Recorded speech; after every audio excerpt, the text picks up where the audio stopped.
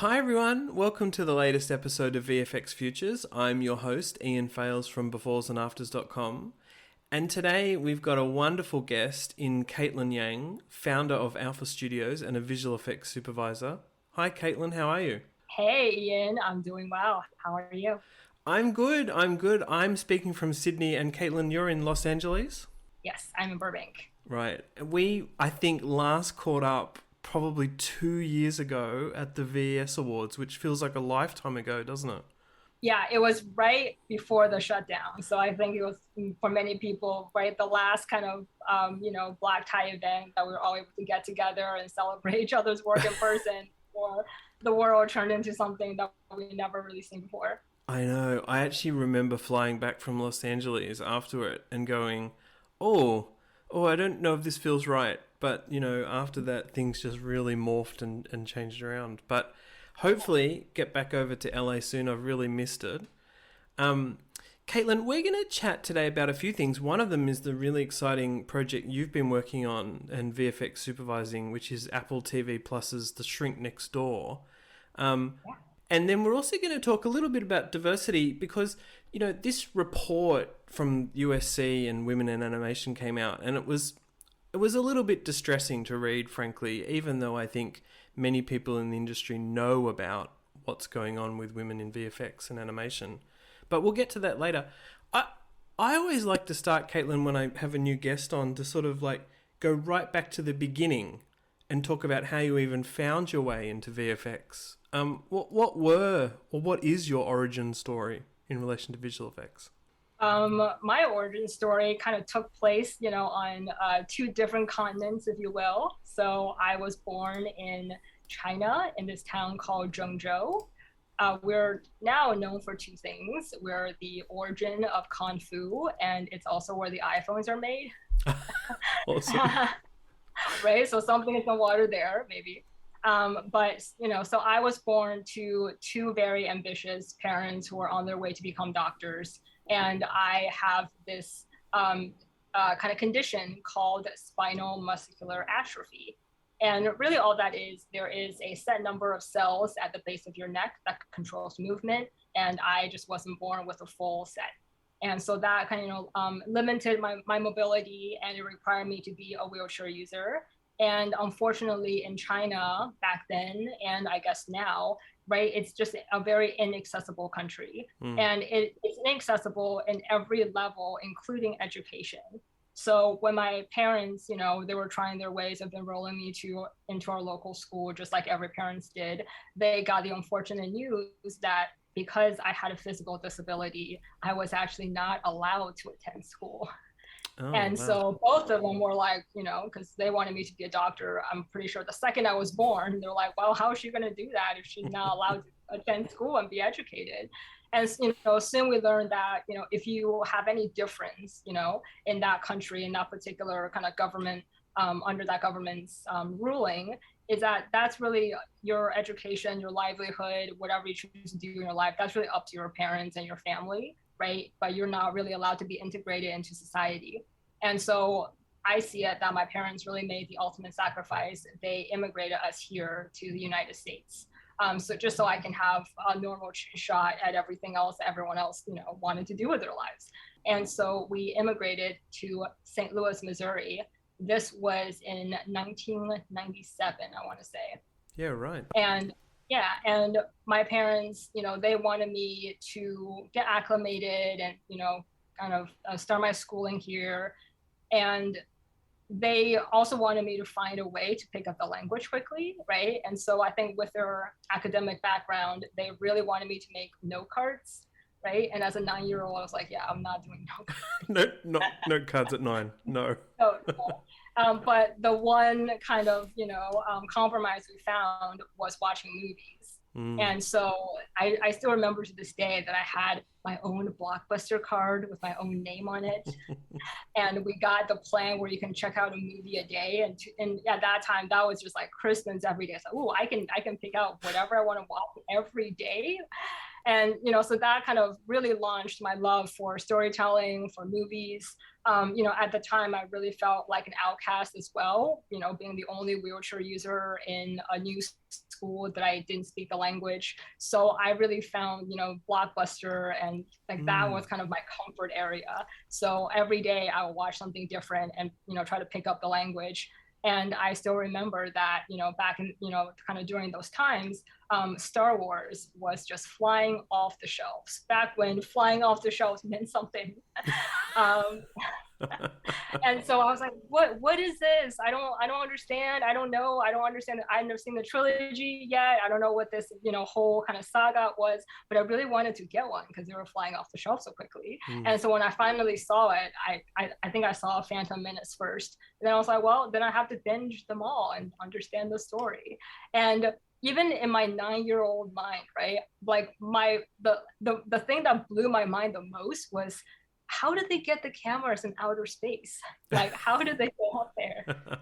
And, so that combined with my love of research and going to the libraries pretty much daily, right? I just did so much research on like how, like the making of Star Wars. And, and I also fell in love with watching the behind the scenes, right? The making of the second disc. And I think I loved the second disc of those movies even more so than kind of the actual end product, because I was just so fascinated at all the deep dives they were doing into every department, right? I was like, oh, what is rotoscoping?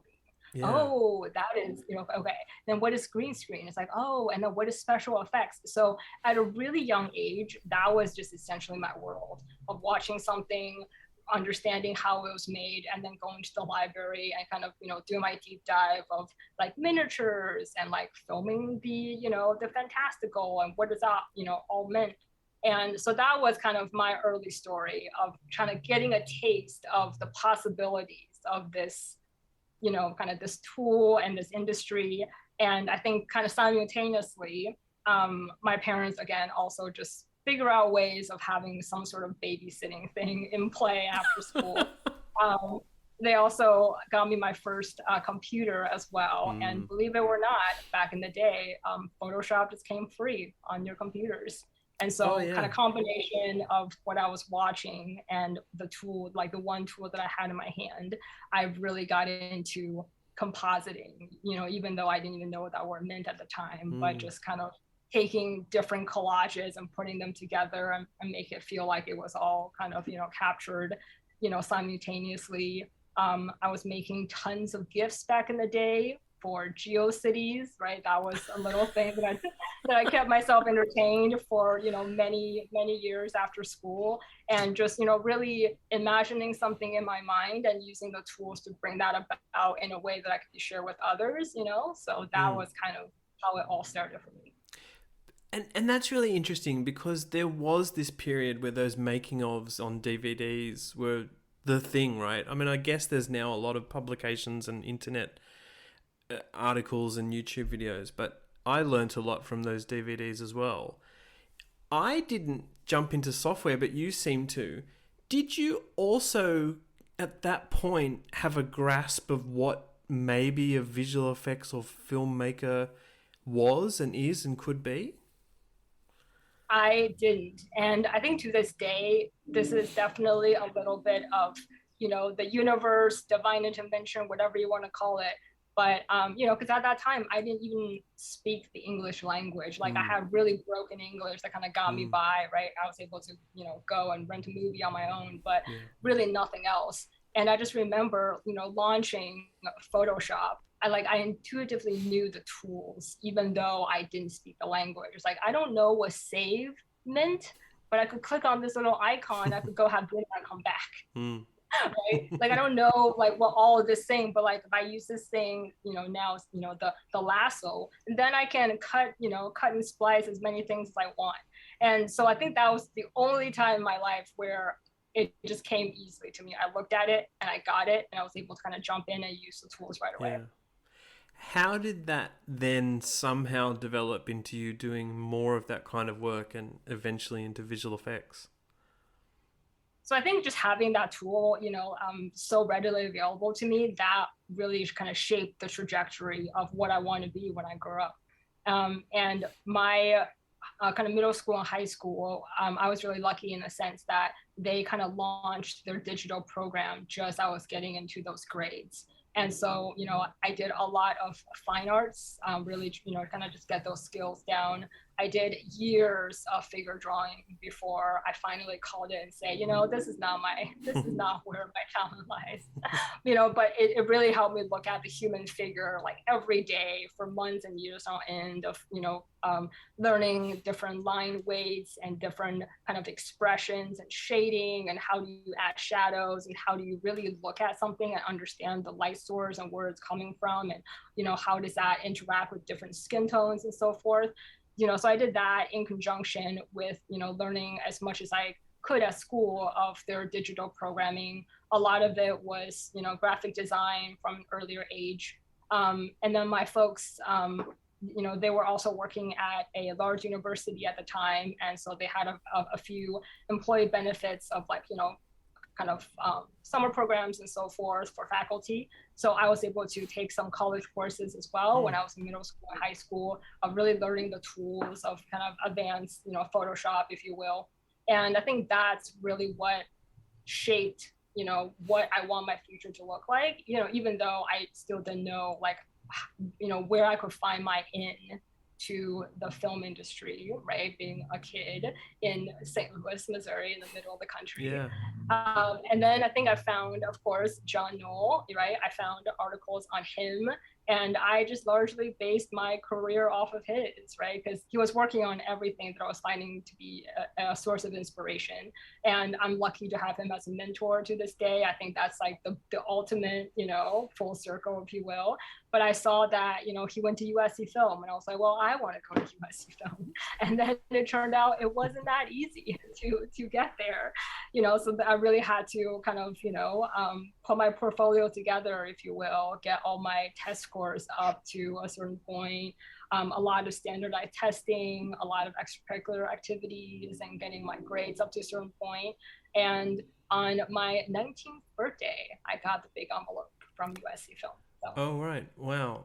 And when someone goes to USC Film, what do they tend to study? Is it a broad brush approach to filmmaking, or is it particular to visual effects if they want it to be? I think what's really special about USC, it is very comprehensive. If you want to specialize in something very niche, you still have the opportunity to learn about the entire pipeline and where your particular craft fits in amongst everyone else's. And I remember reading a quote somewhere around that time, basically saying, that all the art forms are basically captured on the silver screen. And that was really exciting to me. Even though I knew I wanted to do visual effects, I also knew that there was so much I didn't know at the time. And, it seemed like a great program, to kind of get a really, well-rounded education, and kind of in the arts and the humanities and in the film, kind of filmmaking side of things, as well as, within the very nitty-gritty of visual effects. Right. And how did that course then transform into alpha or even early visual effects work? So, so I had some really great professors at USC, one of them being Eric Hansen. I credit that, I basically learned everything I could from him, to kind of get my foot in the door. I also had to put myself through school in a way, because that was kind of my parents and I's compromise, because they were still pushing, pre-med. I was like, I don't think it's gonna happen in this lifetime. And so I had to get a lot of student work study sort of jobs, and I guess from word of mouth, one thing to another. I was an editor for a long time when I was in school. And I think that really helped me think of how do you trim things down?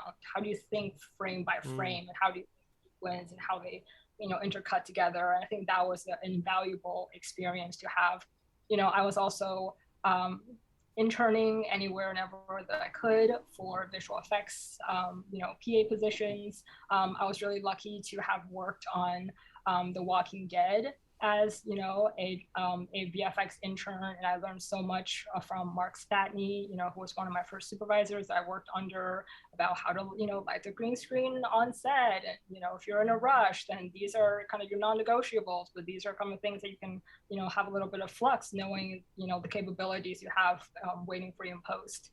And so I was essentially already working when I was in school. So really taking what I learned and transitioning it, kind of maybe that day, maybe that week, into my work.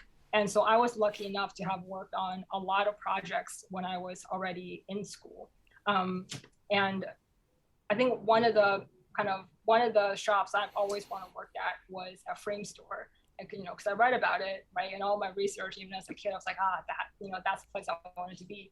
And it was, I finally got to work there as a compositor, and it was a lovely place to work at. Yeah. And, at that time, I was also giving kind of like, a fork in the road situation. I was still relatively young at the time. I just graduated from USC. And another company offered me a VFX supervisor position, but it was going to be in India. Oh. And I didn't want to, kind of leave behind my home base in LA, if you will. And I also didn't think that it made too much sense for me, having immigrated from a country that was inaccessible, for me to then go back to another country that might be equally or more inaccessible. And so I was kind of like really asking myself, like, where do I see myself in 10 years? I still saw myself in LA. And I also, saw myself kind of speaking more on the kind of the gender inequality within VFX. And I just knew that the only place for me to safely have a voice in that is for me to be on my own. So in 2013, I put in my 2 weeks notice at Frame Store, and I launched Alpha Studios, and I've been running that ever since.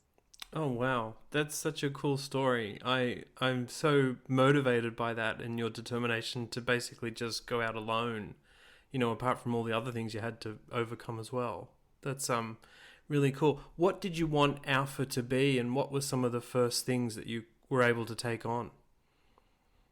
I wanted Alpha to be a studio that put their artists first. And essentially it was kind of my version of all the VFX vendors and shops I have worked at. I wanted to be, something different, of kind of highlighting the artists, not only their talents, of course, but, giving them this breathing room to have a life outside of VFX, right? For them to have time to watch things and experience things, so they can keep bringing back their ideas, for project after project. So the first project that Alpha Studios was able to work on, again, I think this is part of the USC mafia, if you will, but another guy at the time, Freddie Wong, he was starting his series Video Game High School. And, we kind of knew of each other. I think he was a few years ahead of me, and we just kind of knew that we both had an interest in VFX, so he was asking, he's like, hey, I would like to bring you on, to work on Video Game High School. And I just basically told him that I started my company. He's like, great, bring your company on. So we kind of became, a visual effects vendor that way. And I think it just kind of little by little, we continue to work with a lot of our clients. Little by little, we were working with our clients. A lot of them happened to be also, from the Trojan family, with all the other works that they were doing. A lot of web content as well, kind of web series and so forth. And, before we kind of launched into episodic and commercials and features. Right. And I mean, what's amazing is that, as you would know, 25 years ago, the visual effects industry was all concentrated essentially in Los Angeles. And then it moved out to London and Vancouver and Wellington and Sydney and elsewhere, and India. And now I feel like there's a few big companies, of course, in LA still, and a few mid-sized companies. And then some, I guess your company is, do you consider it mid or small? There's a lot of those really great upstarts. It feels like a nice place to be right now to do visual effects work.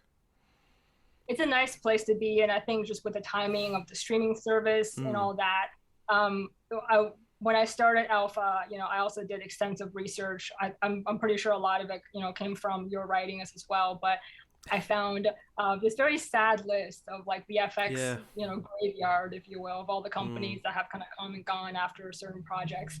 And I hoped that the alpha would kind of outlast hopefully even myself one day. I'll just kind of continue doing the work that I always say that my first love is always the befores and afters, because that's so thinking back to as far as my memory would go, that's what I think of. Yeah, I love that. I mean, of course, I love that concept of befores and afters.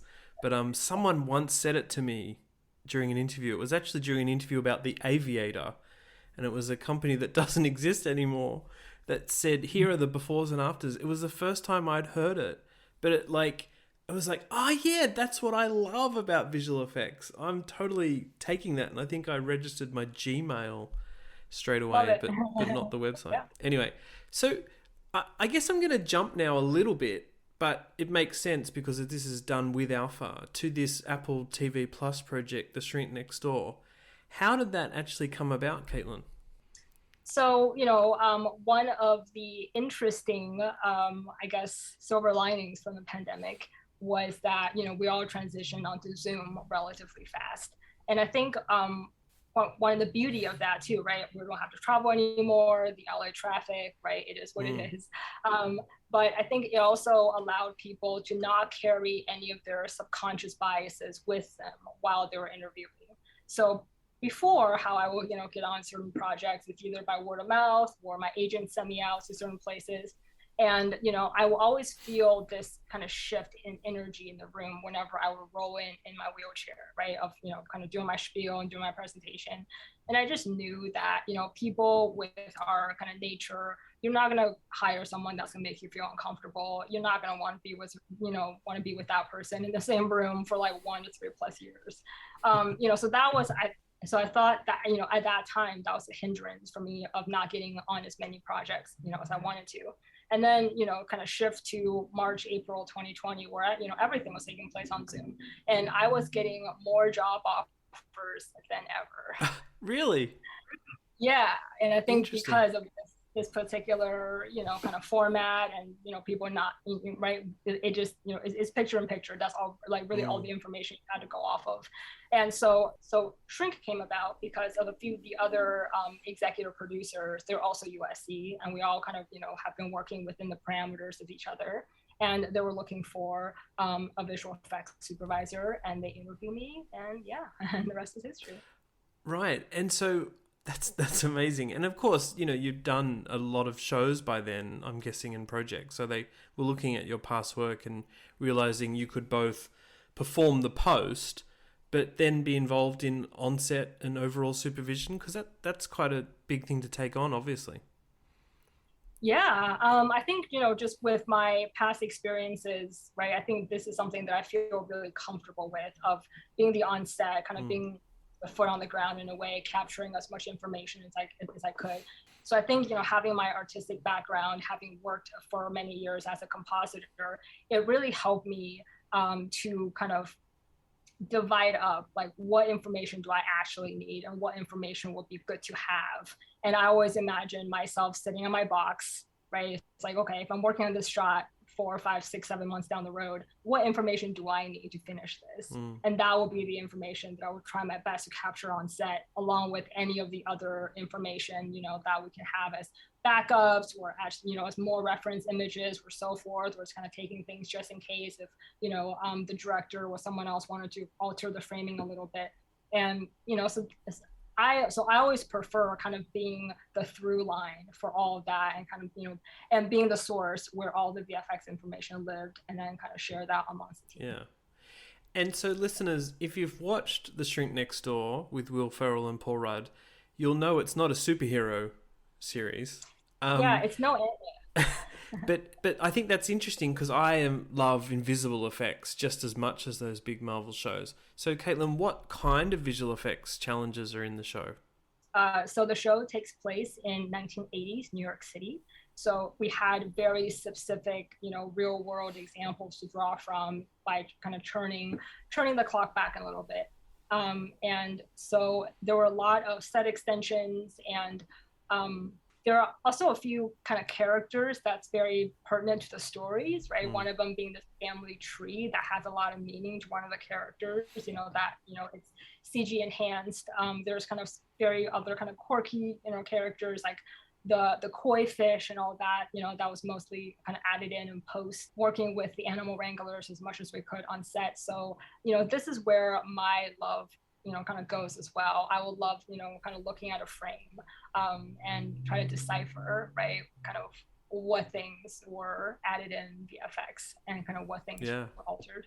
Yeah, I remember having Rob Niederhorst as one of my professors at USC, and he always said that every frame is a painting, and really looking at from that lens and kind of doing, the best job possible to kind of make it, as pleasing to the eye as possible. What was your on-set experience like? And I'm curious because this is shot during the pandemic, I imagine, or at least with COVID protocols. How did that affect things? But generally, how was your on-set experience? Yeah, this experience was probably one I'll never forget.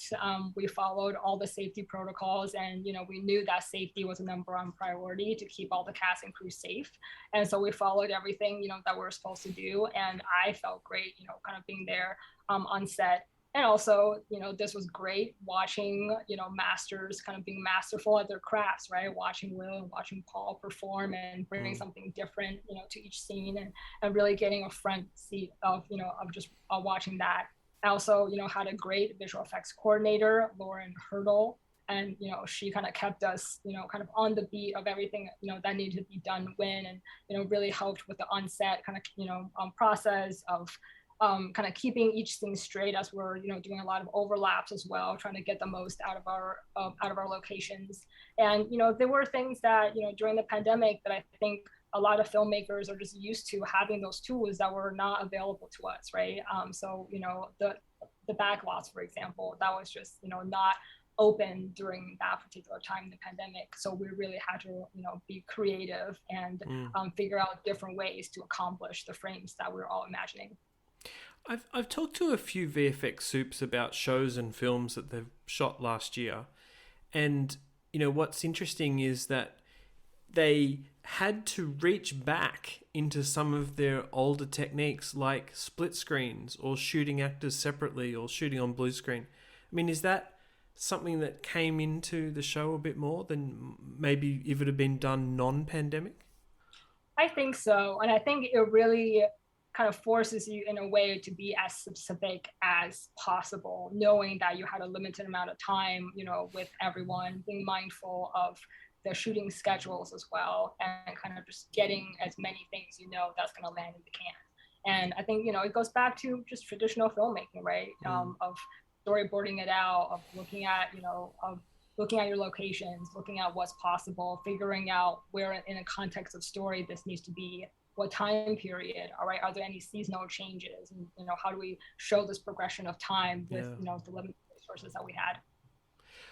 What was maybe, and where the show is already run by the time we run this podcast, just to let everyone know, so it's a spoiler, I guess, if you want to talk about anything, but I'm curious what the toughest effects thing both on set and in post was to pull off for this show.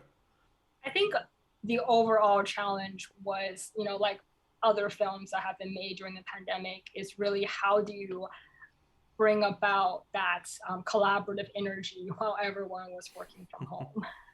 Yeah. Right? So I basically kind of post VFX supervise exactly from this angle as we see now in this video call that we're having. But I've never met any of the other teams in person, right? It was a lot of sketches, a lot of exchanging of framings, PDFs and reference images and all that. But it was, at times it kind of felt like I was in a silo of just myself, right? There weren't any other kind of, people in the building with me as the show was going on. And, we would kind of have our daily or weekly kind of Zoom calls. And that was really, like the only human, interactions, we had with everyone else in post. I think you should get together with Sheena Dougal and discuss her experience on Venom 2, which was very similar. She could film it in London and elsewhere in person, but then everything done from her house, basically, in post. And a lot of VFX soups and artists would have shared this experience over the past 20 months. You're miracle workers, really, to get these shows out for everyone to watch during the pandemic.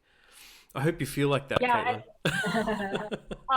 right. It was a fun ride to be on, and if anything, it kind of gave us a lot of work to figure out that took our mind off of the pandemic. Right? It's like, oh, what's going out there? Is anyone right? Are we still washing all of our groceries? I don't know. I'm gonna focus on the VFX work for now, right? I think that kind of became our anchor, and for everyone involved, everyone on the post team to kind of give it their all.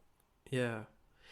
So this show sounded like a great experience. I'm afraid we're going to now turn to something that's, a bit of a downer, but I want to talk about it in positive terms, actually, if we can.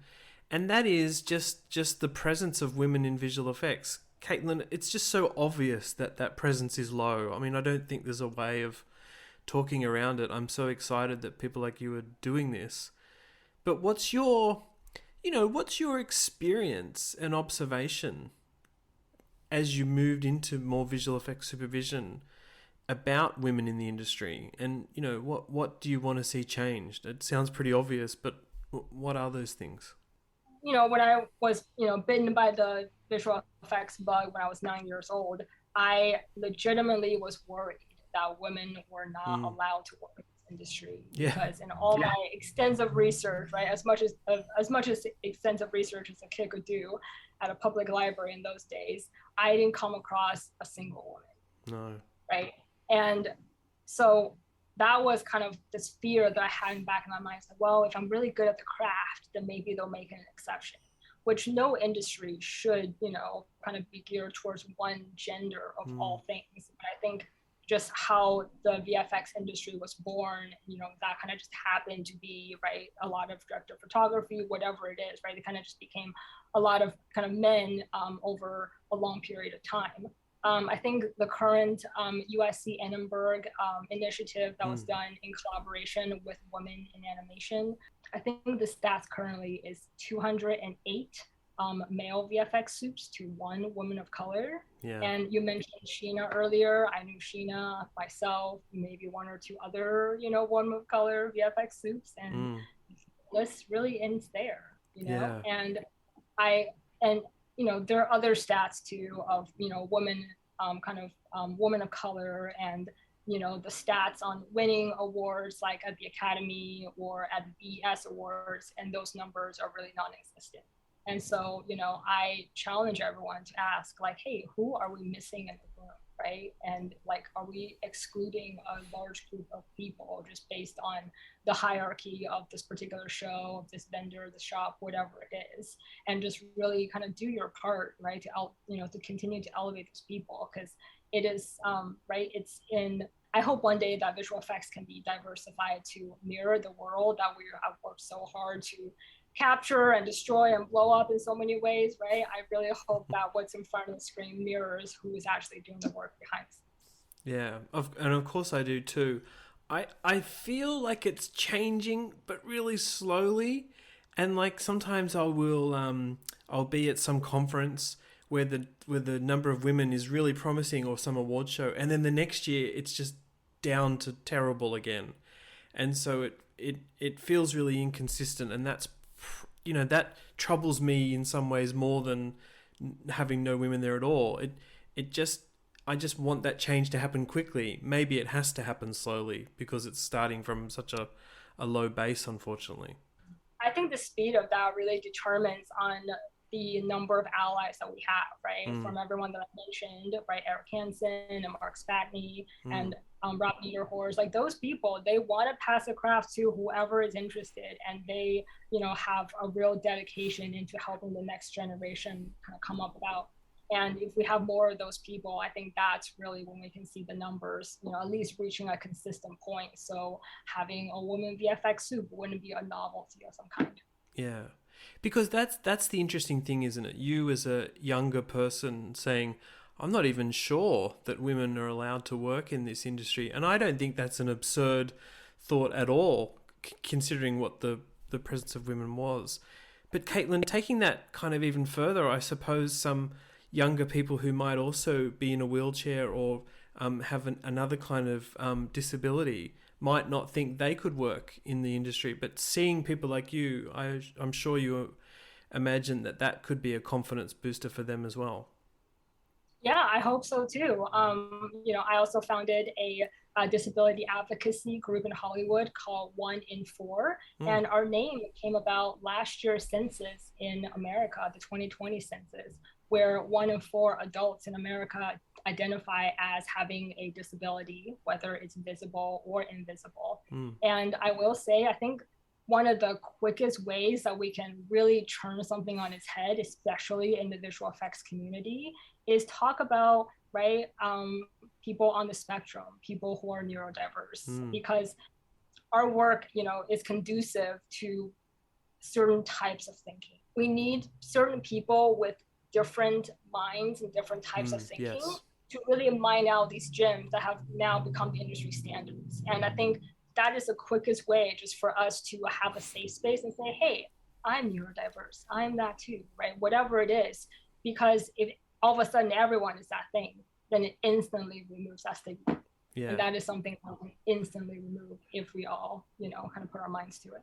Absolutely. And I've always thought, I hope this isn't too simplistic, that the more women you see interviewed or the more women you see in behind the scenes featurettes for visual effects and whatever, the more that will inspire other women or other minority groups to do this.